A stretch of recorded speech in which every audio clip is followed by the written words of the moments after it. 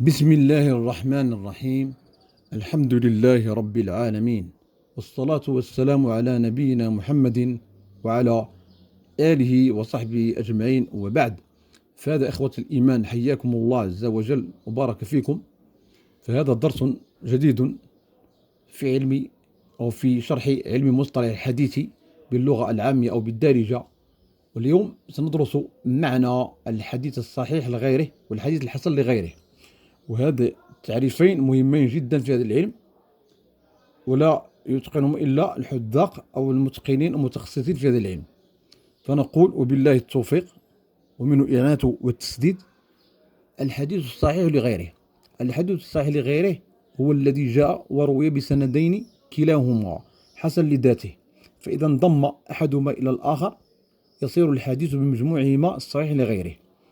المعنى أن الحديث قد يروى بسندين، كلا إسنادين، أو الإسناد الأول حسن لذاته والإسناد الثاني حسن لذاته، فإذا انضم الإسناد الأول إلى الإسناد الثاني كيجعل المتن الحديث صحيح لغيره.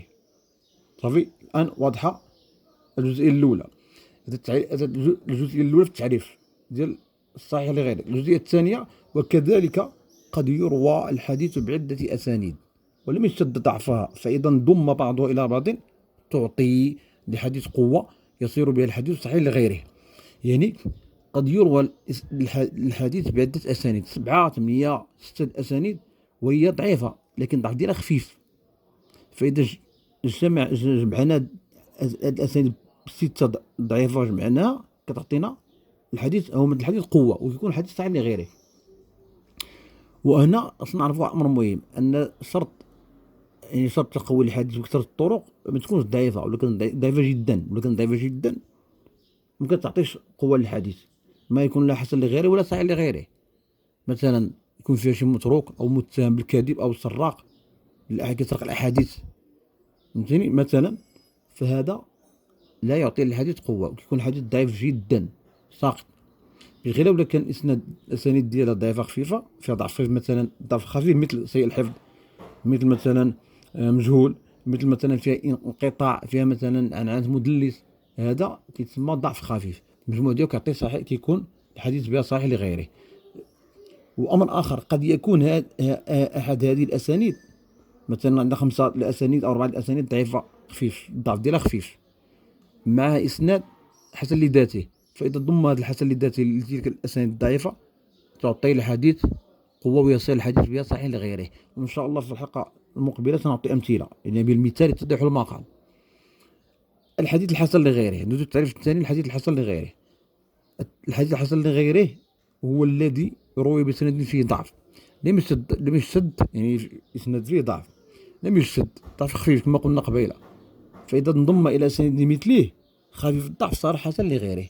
إسناد ضعيف خفيف خفيف الضعف مع إسناد خفيف الضعف يعطينا حسن لغيره. في المجموعة، وإذا انضم إليهما سند ثالث مثلهما في الضعف يكون كذلك حسن لغيره. كذلك يعني، ويكفي فيه سندان لم يشتد ضعف، يعني يكفي إسنادان فصاعدا، سندان 3 أسانيد 4 أسانيد كتكون الحديث حسن لغيره، فيها بالحق أو بشرط أن يكون ضعف خفيف. والحسن، الحديث الحسن يختلف يعني في أنظار العلماء بحسب اجتهادهم في الراوي، من جهة الضعف، من جهة التوثيق إلى آخره، واش ضعفه ضعف شديد ولا ضعف خفيف. أحيانا كيوقع الخلاف بين الأهل في المسألة هذه، والحمد لله الأمر سهل، ما فيش شي صعوبة. هذا ما عندنا في هذا المجلس. والمجلس إن شاء الله المقبل سنذكر فيه إن شاء الله تعالى أمثلة باش يكون الأمر واضح وسهل للفهم. هذا، وصلى الله وسلم وبارك على نبينا محمد وعلى آله وصحبه أجمعين، وآخر دعوانا أن الحمد لله رب العالمين.